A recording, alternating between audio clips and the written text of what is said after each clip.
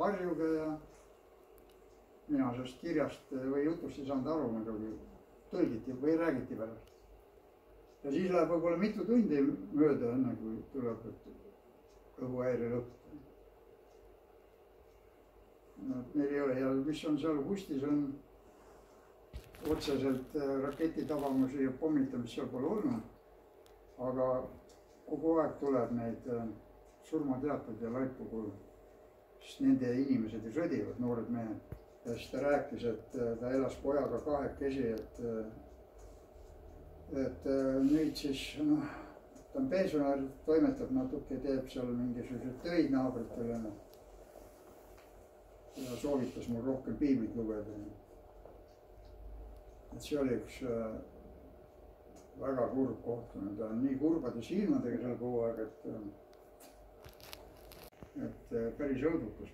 Nüüd nad olid alles hiljuti elektri tagasi saanud, elektrit. Ma olin seal augusti algul ja juuli lõpul, nii et juuli lõpp oli see pigem. Nii et lihtne neil pole olnud, aga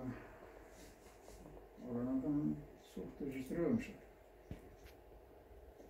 Edasi sõitsin Donetski oblastisse.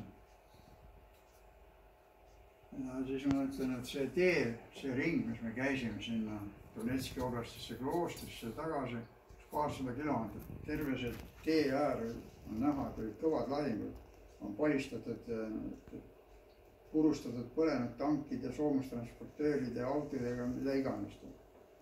Ja siis ma sain aru, et sõjavärv ongi pruun, et nad on põlenud ja roostasid, kõik need pruunid tee ääres. Tee pealt on kõrvale lükatud, aga ma läksin, mõtlesin, no nii hull see asi ka ei ole, et nüüd ma tulen Eestis siia ja kohe astun sinna miini otsa. Ma läksin ikka, et pilti teha. Nii et asjata muidugi, aga soov oli. See on siis Izjum, mis sai kõvasti pihta, kus piinati inimesi ja auast, kuskil ühisauast leiti sadu inimesi ja laipu. Ümber mõlemalt poolt seda Izjumi on sillad puruks lastud. Elu juba kergelt käis muidugi. Suuremad niisugused kaubakeskused ja koolid ja kõik on ainult varem. Sinitsini vist oli. Ja küll see küla nimi polegi väga tähtis. Samuti kuskil paarisaja elanikuga ja ühtegi tervet maja. Siin on näha kiriku vundament. Kiriku torn on paarkümmend meetrit eemal siin selle umbrohu sees või rohu sees.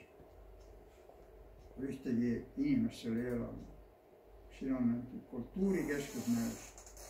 Kõik on puruks. Järgmine küla olid väga tänasid, et nad on palju abi saanud ja kummikuid oleme saanud saata ja nüüd praegult on need soojad riided ja niisugused asjad väga aktuaalsed. Kõik on meile vaja.